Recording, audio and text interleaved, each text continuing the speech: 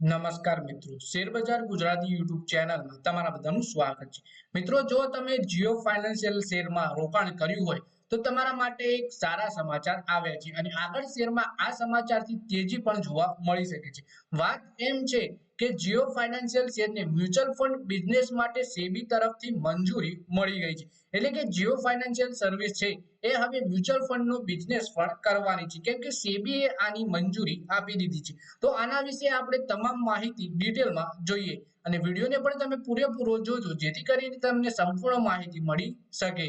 તો મિત્રો, વાત કરી કેપિટલ માર્કેટ રેગ્યુલેટર સેબીએ પ્રસ્તાવિત મ્યુચ્યુઅલ ફંડ સેટઅપ કરવા માટે જીઓ ફાઇનાન્શિયલ સર્વિસ અને બ્લેકરોક ફાઇનાન્શિયલ મેનેજમેન્ટને સૈદ્ધાંતિક મંજૂરી આપી છે.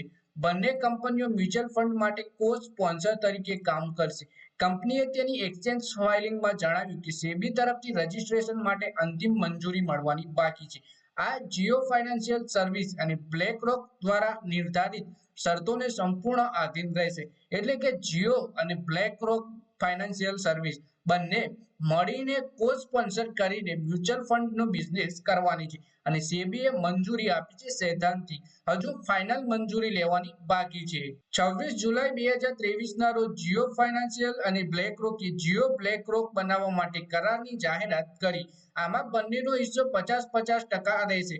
બ્લેકરોકે વર્ષ 2018માં ભારતીય બજારમાંથી બહાર નીકળી ગયું હતું, પરંતુ હવે તેણે પુનરાગમન કર્યું છે. એટલે કે 2023માં બંને કંપનીઓએ મળીને જીઓ બ્લેકરોક નામની કંપની બનાવવાની જાહેરાત કરી હતી, 50-50% ભાગીદારી સાથે. જીઓ બ્લેકરોક સાથે બ્લેકરોક પાસે રોકાણ વ્યવસ્થાપન, જોખમ સંચાલન અને ટેકનોલોજીમાં નિપુણતા હશે.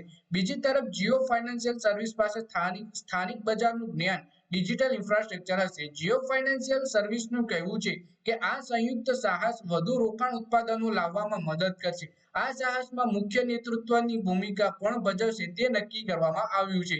આ વર્ષે એપ્રિલમાં જીઓ ફાઇનાન્શિયલે ભારતમાં સંપત્તિ વ્યવસ્થાપન અને બ્રોકિંગ વ્યવસાય માટે બ્લેકરોક સાથે સંયુક્ત સાહસમાં પ્રવેશ કર્યો.